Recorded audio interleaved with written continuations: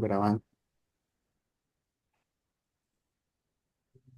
Buenas tardes a todos. Vamos a dar apertura formal al Foro de Derecho Ambiental, tocando temas de la relación que tiene con los derechos humanos.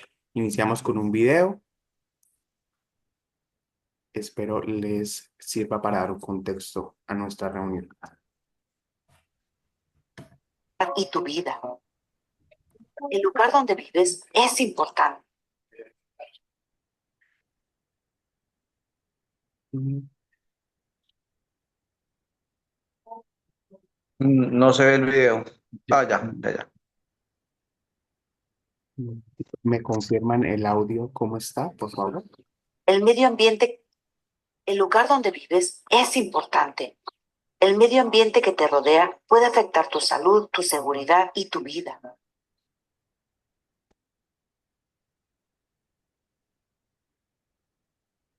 Por eso, los activistas, los pueblos indígenas, las organizaciones de la sociedad civil y los gobiernos llevan décadas abogando por el reconocimiento internacional del derecho a un medio ambiente sano. En octubre de 2021, el máximo organismo de derechos humanos de las Naciones Unidas votó con una mayoría abrumadora por el reconocimiento del derecho humano a un medio ambiente limpio, saludable y sostenible. Ahora forma parte de los derechos humanos universales e inherentes que nos pertenecen a todos por igual, independientemente de quiénes somos o dónde estemos.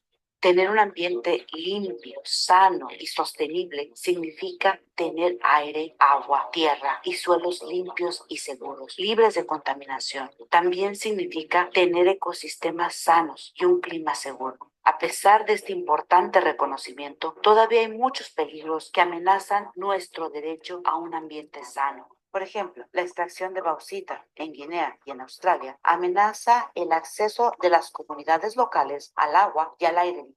Mientras que en Brasil, los incendios provocados por el hombre y vinculados a la deforestación liberan al aire una contaminación tóxica que pone en peligro la salud de miles de personas. Estos abusos suelen causar un gran daño a las comunidades marginadas, pero al final nos afectan a todos.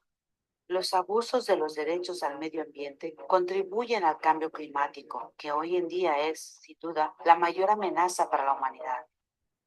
La Organización Mundial de la Salud predice que el cambio climático podría causar unas 250,000 muertes al año entre 2030 y 2050. ¿Cómo podemos invertir esta peligrosa tendencia? Exigiendo a los gobiernos y a las empresas que se responsabilicen de los daños al medio ambiente, demandando que tomen medidas reales para hacer frente al impacto global del cambio climático. Piensa de forma global, pero actúa de forma local.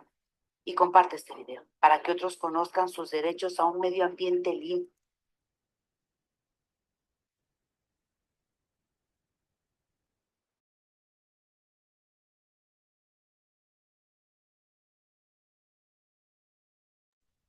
Buenas noches y bienvenidos a este espacio donde hablaremos de derechos humanos y medio ambiente.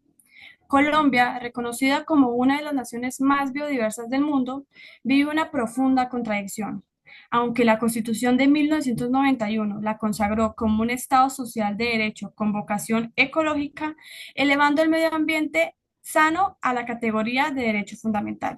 Esta aspiración choca con la realidad de la explotación económica, la debilidad estatal en los territorios y la violencia que amenaza a quienes la defienden. En este contexto, se hace necesario reflexionar sobre la tensión entre los derechos humanos y la defensa del territorio, el dilema entre el lucro individual y la supervivencia colectiva, la efectividad de decisiones judiciales como la que reconoció a la Amazonía como sujeto de derechos y la persistente impunidad que agrava la crisis ambiental y social del país.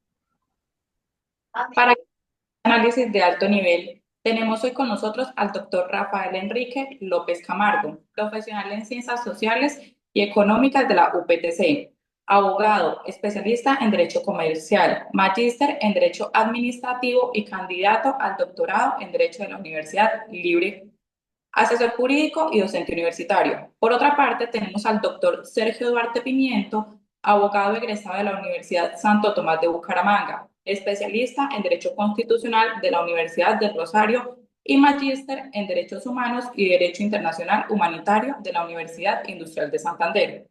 Actualmente labora en el Sistema de Responsabilidad Penal para Adolescentes y se desempeña como docente universitario. Doctor Rafael y doctor Sergio, muchísimas gracias por acompañarnos. Doctor Muchas Rafael, gracias por la invitación, estudiantes. Para mí es un espacio muy enriquecedor. Es un tema bastante importante y considero que pues desde extiendo un saludo especial al doctor Rafael. Muchas gracias por toda su participación y su desarrollo y a ustedes por la oportunidad de compartir un ratico con ustedes. En este momento pues estoy algo lejos, pero pues acá presto a lo que ustedes necesiten.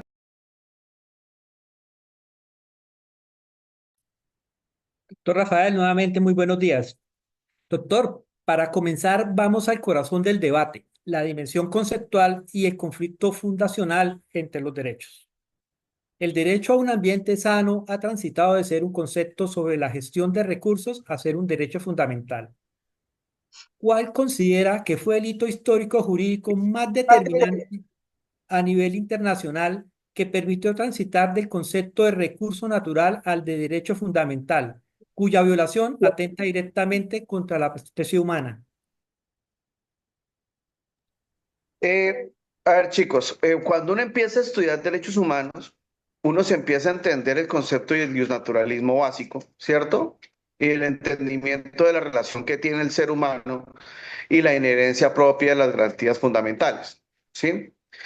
Y entonces uno empieza a analizar este tipo de situaciones y empieza a darse cuenta de que el derecho humano sobrepasa esta concepción del entendimiento de que existen derechos de primera, segunda o tercera categoría, de orden constitucional y de máxima envergadura de amparo. Si ustedes se ponen si uno aborda este concepto, lo primero que tiene que determinar es desde cuándo evoluciona este parámetro de entendimiento, de uno comprender que el derecho no es en sí mismo el que dogmáticamente se te entrega, sino la inherencia propia que desarrolla y base de tu existencia como humano. Pero si ya empezamos a hablar de una época más moderna, ¿cierto? Ahorita ya pensando y desarrollando un poquito la pregunta, yo me puedo volver por lo menos hasta la década de 1950, 1970, en la conferencia de las Naciones Unidas, si no estoy mal, en Estocolmo, ¿cierto? Donde ya se empezó a dar una serie de pasos hacia adelante en la concepción de los derechos ambientales en el marco constitucional o marco superior. Después podemos llegar a descender de pronto hasta la década de los 80, en el informe de Brundtland, en 1987, si mal no estoy, donde ya...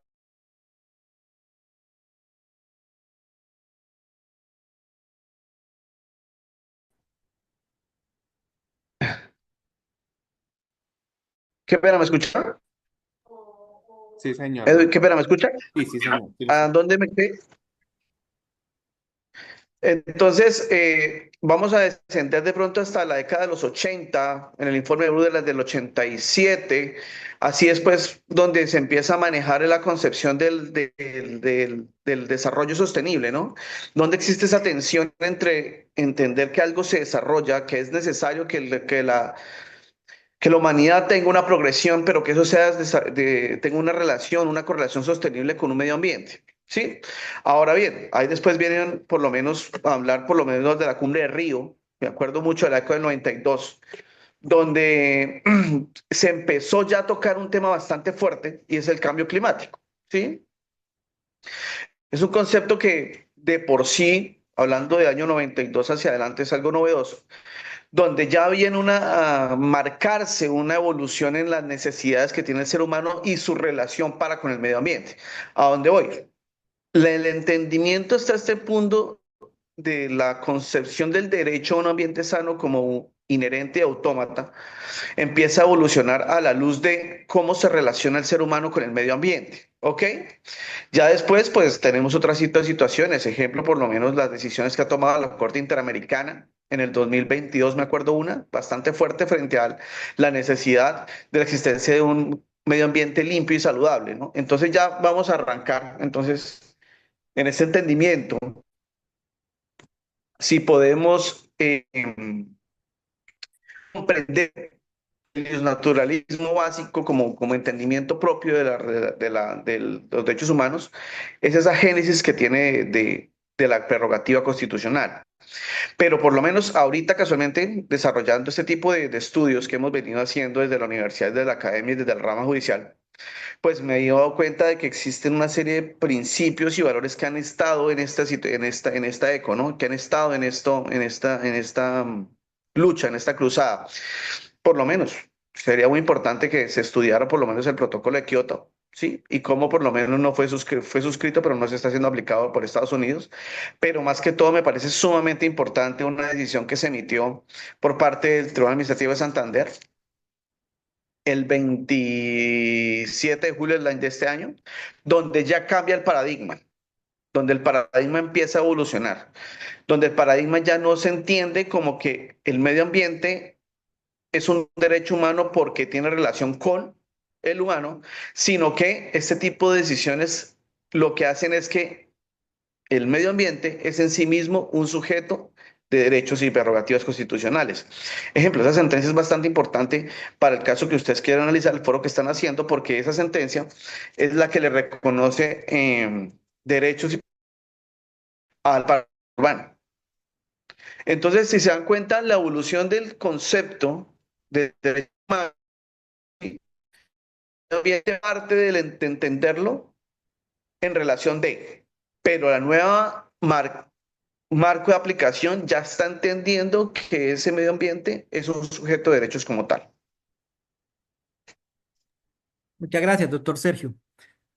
Doctor Rafael, el tema central es la primacía de los derechos humanos individuales, como son la propiedad y la libre empresa, frente a los intereses colectivos, como son el derecho a tener un ambiente sano.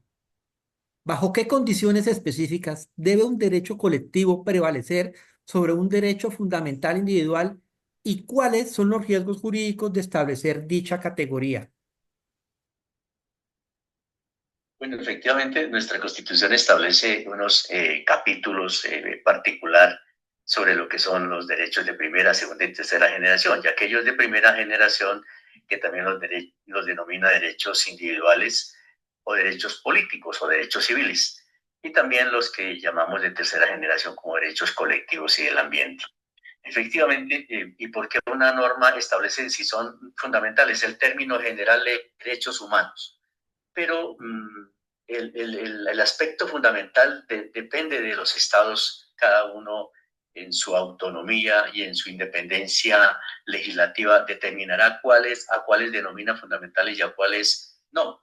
En este caso, digamos que los derechos fundamentales son los que protegen libertades individuales, fundamentales de los seres humanos, como por ejemplo, un derecho fundamental es el derecho a la vida, el derecho al libre desarrollo de la personalidad, muy trabajado en Colombia, el derecho a la libertad de cultos, entre otros, el derecho a la participación, a la conformación y ejercicio del control político como derechos fundamentales que son inherentes al individuo.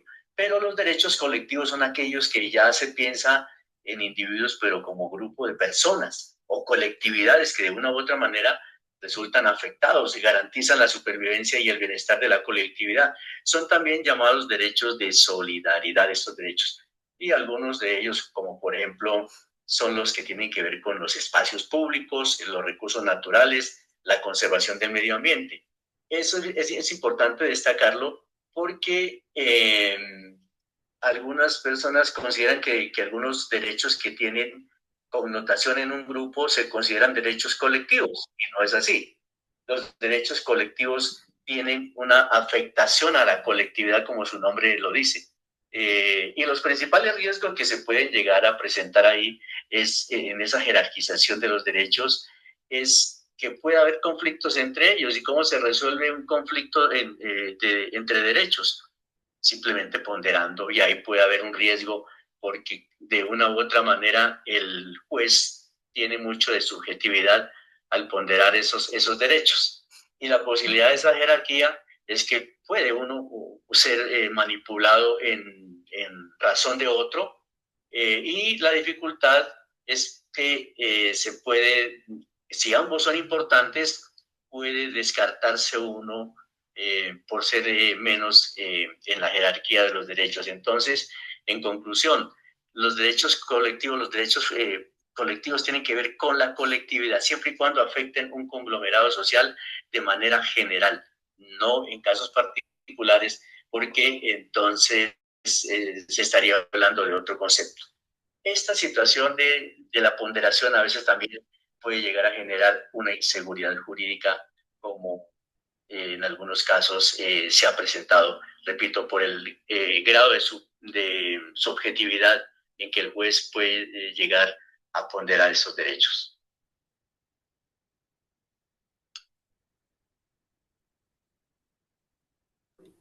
Doctor Sergio. Esa es mi respuesta. Gracias, doctor Rafael. Doctor Sergio, el concepto de... Sonido, por favor. Te escucho. ¿Aló? Doctora, doctora, acá estoy. Ya sigue su merced. Es bastante importante lo que dice el doctor Rafael porque hace referencia de que la peligrosidad que infiere ese presupuesto de entender que existen derechos de primera o segunda o tercera categoría como esos, como si eso llevara implícito una discriminación de importancia cuando eso no es cierto. Me gusta mucho lo que dice el doctor en el sentido de que los derechos que se entienden como ambientales o colectivos en determinado momento pueden llegar a transgredir Disculpen, no se presupuestos. escucha nada. ¿Me escucha? ¿Me escucha? ¿Me Señor, escucha? A ver. Sí se escucha, doctor. Sí, me escuchan, ¿cierto? Luisa, Sí, ¿me escuchas? sí, señor, sí te escuchamos, doctor. sí, señor. Entonces, es muy bonito, muy bueno lo que dice el doctor porque ahí lo que está haciendo referencia a él es decir que en determinada situación fáctica o determinado caso en concreto, los derechos o prerrogativas que pueden ser entendidas como colectivas pueden llegar a atentar contra la esfera fundamental. Ahorita recuerdo la línea que ha tenido la Corte Constitucional reciente, donde ya no está hablando de derechos de primera, segunda, tercera generación, sino de la esfera fundamental de protección.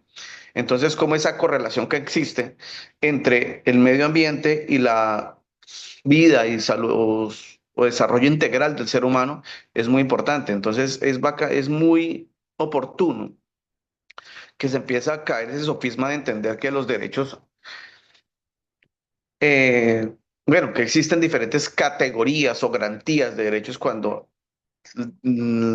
su mecanismo de aplicación o su importancia según el caso, conforme el desarrollo constitucional va directamente relacionado a cuál es su impacto que tenga para con el ser.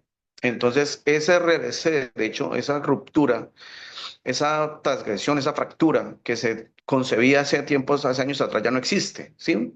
Ahora lo que existe, la nueva teoría y en derechos humanos y que viene aplicándose ya hace un tiempo atrás, es la existencia de la burbuja constitucional, que no es otra cosa que todas esas garantías que revisten al ser humano y todas esas garantías que deben ser amparadas por un Estado social de derecho. Bajo esa situación, entonces, es importante que tan importante es la vida como en determinado momento la propiedad, la integridad personal, como pudiera llegar a ser el ambiente sano en determinada situación. ¿Por qué? Porque es sencillo, porque hace referencia a cómo se relaciona esa persona y cómo se garantiza esa inherencia del ser humano para con el ambiente y cómo se desarrolla él con su modo de vida y de un modo de comprender y entender y desarrollarse a sí mismo.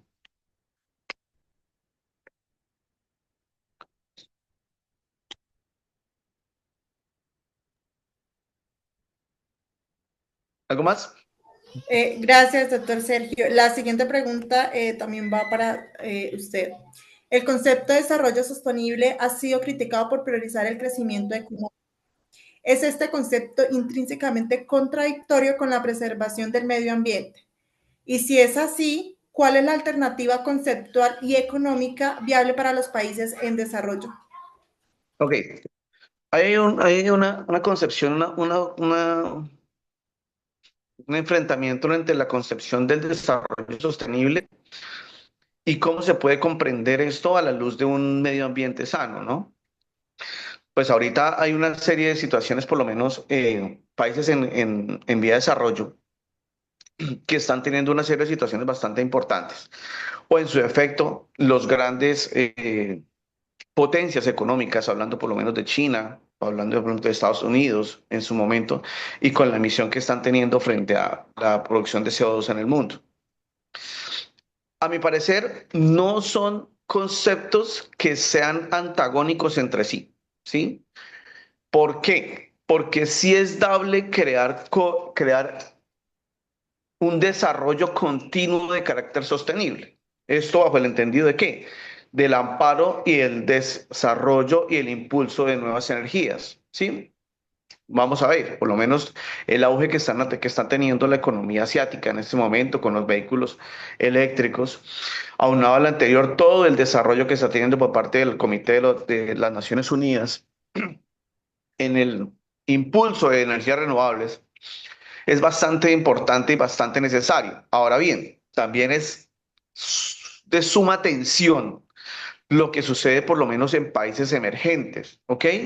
Donde por lo menos no han tenido la capacidad todavía de poder evolucionar de manera macro a este tipo de desarrollos sostenibles. Entonces vamos a darnos cuenta que por lo menos los países en vía de desarrollo, pues estamos aún muy dependientes de la economía, de la energía fósil. Entonces, eso lleva consigo una serie de afectaciones al medio ambiente.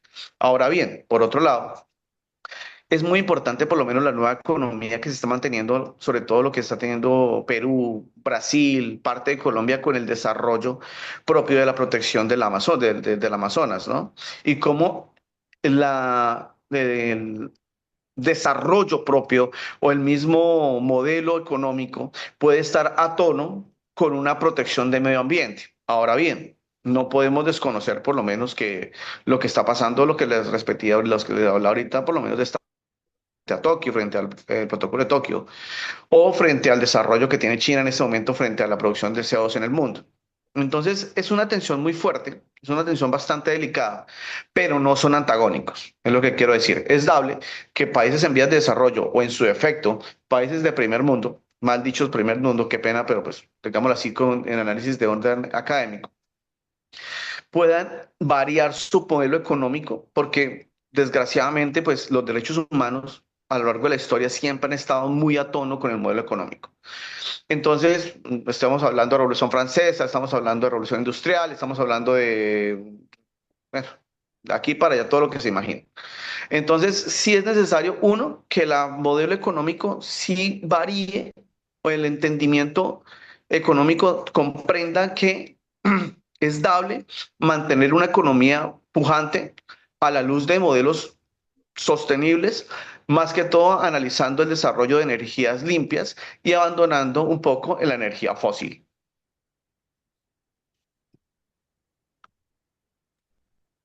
Listo. Gracias, doctor Sergio. Muchas gracias. Doctor Rafael, por favor, díganos, responda a esta pregunta. La jurisprudencia le otorga al derecho a un ambiente sano una triple dimensión: principio, derecho exigible y obligación estatal. ¿Cómo se manifiesta en la práctica la diferencia entre la dimensión de principio constitucional y la de derecho exigible? ¿A través de mecanismos como la acción de tutela y en qué casos la Corte ha priorizado una sobre otra? Sí, efectivamente, si uno revisa la Constitución desde su comienzo, encontramos que nuestra Carta Magna, nuestra Carta Política, es principista y garantista. De hecho, en la primera parte que observamos en la Constitución, para empezar el título 1, es de los principios fundamentales. Pero a lo largo de la Constitución se habla de garantismo. Se garantiza al punto que hemos encontrado más de 50 veces el término garantía en la Constitución política. Exactamente 53 veces lo encontramos. Entonces quiere decir que estamos con principios y con garantías. Los principios, como lo dice Robert Alexi, son derechos de optimización, son mandatos de optimización. Puede ser que se cumplan o no se cumplan, pero de una u otra manera los principios enarbolan una bandera constitucional y legal que no se puede desconocer por parte del intérprete y por parte de quien aplica la justicia. no solamente del juez, de los funcionarios administrativos que tienen a su cargo administrar justicia. Pero entonces, en definitiva, el principio constitucional, los principios tienen un marco interpretativo. Por ejemplo, un principio es el de la supremacía constitucional, que implica que ninguna norma puede ir en contra de la Constitución. Y por eso la acción de tutela se implementa o se interpone para proteger derechos fundamentales y que se fundamenta en principios constitucionales. Recordemos que otro principio constitucional es la prevalencia del derecho sustancial, que obliga al juez a darle mayor importancia a la sustancia que a los formalismos, o sea, al derecho procesal. Y un derecho exigible es la garantía, como lo dijimos al comienzo, que se puede reclamar por parte de los sujetos, por parte de las personas que se ven afectadas en un momento dado. Por ejemplo, yo tengo la garantía de exigir el derecho a la salud, porque es un principio constitucional. Además de ser un derecho, es un principio que se normaliza o se materializa en la exigibilidad de tratamientos específicos. Entonces, la gran diferencia que se puede dar, y lo ha dicho la Corte, Suprema y la Corte Constitucional, es que si bien ambos son fuentes de derecho, los principios son más bien directrices generales, como lo decíamos, que se pueden cumplir o no se pueden cumplir, mientras que los derechos fundamentales tienen un contenido mínimo de garantía que los hace exigibles. Entonces, hay también algunas sentencias al respecto. Por ejemplo, podemos mencionar la C-157 del 98, la C-83 del 2001. En ambas, la Corte Constitucional fundamenta los principios y los derechos exigibles. Recuerdo, por ejemplo, en el caso de la 157 del 98, que establece por allá una acción popular para proteger unos derechos. Esa es la respuesta. Muchas gracias, doctor Rafael, por esa... Me hacía la otra pregunta sobre la... Sí, doctor, Edwin va a hacer la ¿Con la pregunta. Amazonía como sujeto de derechos? Sí, Sí, señor, doctor, espéreme un momento. Entonces, Doc, se destaca precisamente la adopción de ese modelo ecocéntrico al reconocer, como su merced ya lo venía más o menos aclarando, a la Amazonía como sujeto de derechos. Entonces, doctor Rafael, ¿qué implicaciones concretas tiene esta figura legal para las autoridades ambientales y las empresas, especialmente en cuanto a la asignación de recursos y la toma de decisiones sobre esos proyectos extractivos? Importantísimo que se haya reconocido o se le haya dado a la Amazonía esa calidad de sujeto de derechos. ¿Por qué? Porque al ser sujeto de derechos, pues va a tener una importancia política, social, jurídica importante. Implica entonces que esos derechos serían, por ejemplo, el derecho a la vida, a la salud integral, a la integridad, a la restauración, se reconocen legalmente, y las autoridades ambientales y las empresas, que son a veces las que causan los daños, deben tomar decisiones que prioricen su conservación. Aquí el binomio autoridad y el binomio empresa tienen una responsabilidad importante en respetar ese sujeto de derechos. Y desde luego implica también que para que se respete no es solamente crear leyes al respecto, sino que hay que asignarle recursos que van directamente para proteger esos derechos, incluyendo, por ejemplo, unas buenas inversiones en lo que es conservación del medio ambiente, lo que es restauración y lo que tiene que ver con el desarrollo sostenible. Así que, reitero, el hecho importante que se le reconozca a la Amazonía como sujeto de derecho, pues le da esa calidad como si realmente fuese un ser vivo, porque de hecho la naturaleza son seres vivos y que a veces no tiene los dolientes que debiera tener, y por eso el derecho se ha, digamos, metido, si me permiten el término, de manera directa en establecer que estos seres sintientes, como lo dijo también alguna vez por las mascotas, necesitan la protección legal, la protección económica y la protección empresarial.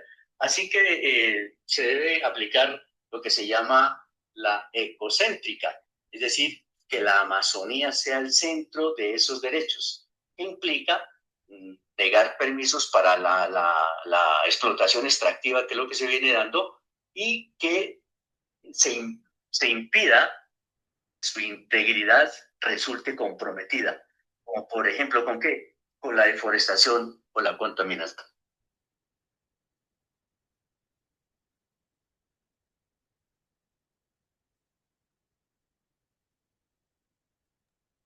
Muchas gracias, doctor Rafael. Miguel, siguiente, por favor.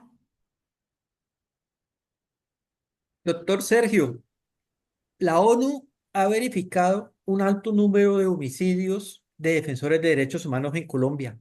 ¿Cuál es el factor Eh, estructural común que explica el riesgo desproporcionado de la violencia en la región del Pacífico, la Amazonía y la Orinoquía, más allá de la mera presencia de economías ilegales? bueno, pero esto sí lo hago, lo digo por fuera de mi trabajo en la rama judicial, porque ya pues daría un punto de vista ya más que todo del marco de la violencia. Cuando uno empieza a entender el conflicto armado en Colombia, ¿cierto? Uno empieza a comprender que es una dinámica que siempre ha estado en desarrollo de un valor económico. Eso es cierto, ¿cierto? O sea, para que exista guerra tiene que existir plata, ¿sí?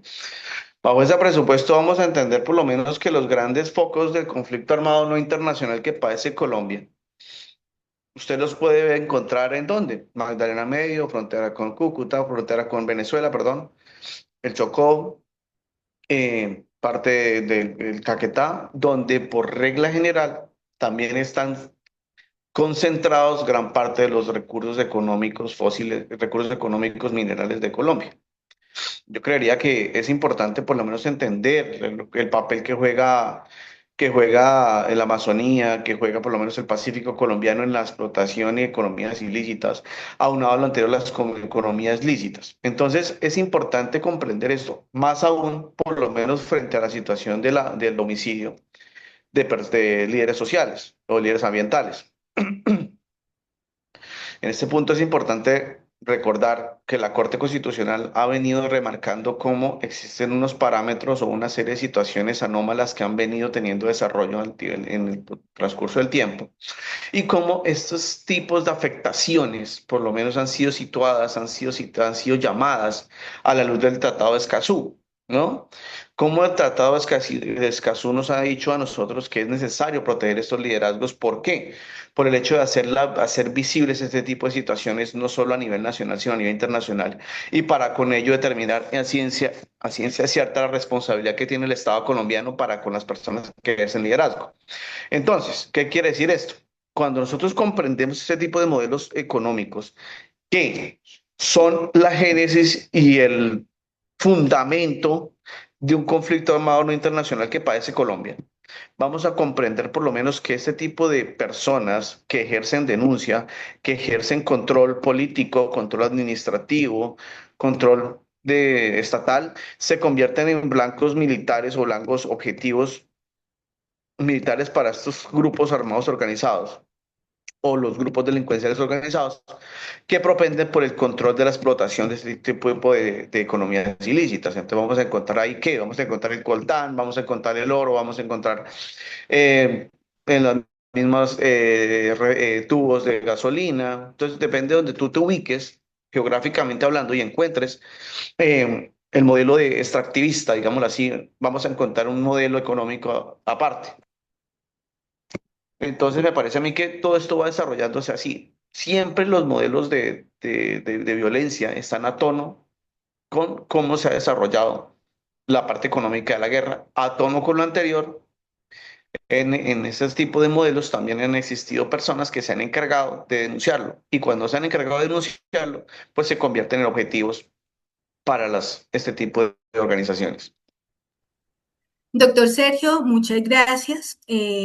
Bueno, para hacer una reflexión final, quiero agradecer al doctor Rafael y al doctor Sergio, porque ya hemos analizado la tensión entre la propiedad individual y la supervivencia colectiva, la insuficiencia del desarrollo sostenible, la valentía que han tenido pues, los defensores en los territorios y la urgente necesidad de pasar de la jurisprudencia a la ejecución efectiva. En esencia, Colombia tiene un marco legal suficiente y avanzado, pero pues una de las realidades más brutales es que este marco no se está aplicando con la eficacia y que se debiera aplicar. Por ello, y pues para terminar, un agradecimiento muy especial a los doctores Rafael y al doctor Sergio. Agradecemos de verdad profundamente su valiosa participación en este conversatorio sobre los derechos humanos y el medio ambiente. En verdad que sus reflexiones nos permiten comprender que el derecho a un ambiente sano trasciende lo jurídico y no es solo un derecho legal, sino un verdadero imperativo de supervivencia para toda la humanidad. Gracias por su tiempo, por su compromiso y por sus aportes. Y muchísimas, muchísimas gracias por esta reflexión que hoy nos dejan, doctor. Gracias. Muchas gracias a ustedes por invitarme. Conmigo contarán siempre, doctor Rafael. Un abrazo gigante a la distancia. Qué pena no haber podido compartir con ustedes más tiempo. Tengan buena tarde. A ustedes, doctor Sergio y apreciados estudiantes, muy amables por la invitación. Simplemente de todo lo que dijimos que es poquito, pero por la brevedad del tiempo pudiéramos habernos extendido más, dada la importancia del tema, pero simplemente me nace una inquietud bien importante y es que todos, absolutamente todos, no solamente las autoridades, sino los ciudadanos también estamos llamados a proteger el medio ambiente, la biodiversidad y evitar al máximo la contaminación para que la crisis climática que tenemos actualmente en Colombia y en el globo, pues no se siga incrementando en beneficio de la protección de los derechos humanos. Muchas gracias a ustedes, muy amables. Doctor, muchas gracias por su intervención, muy amable.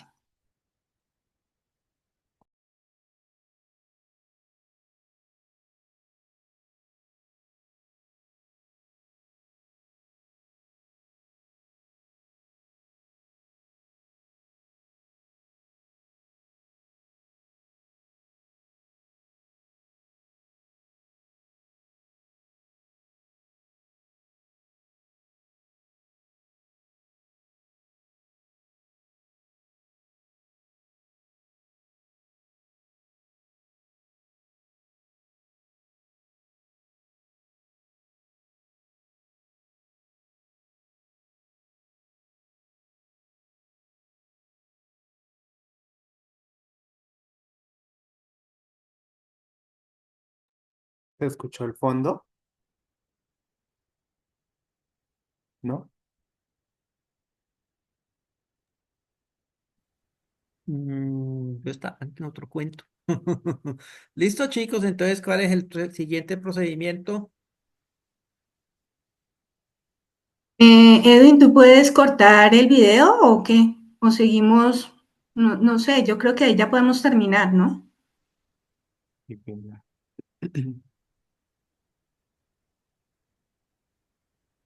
Pero lo que se me hace raro es que cuando yo hablé,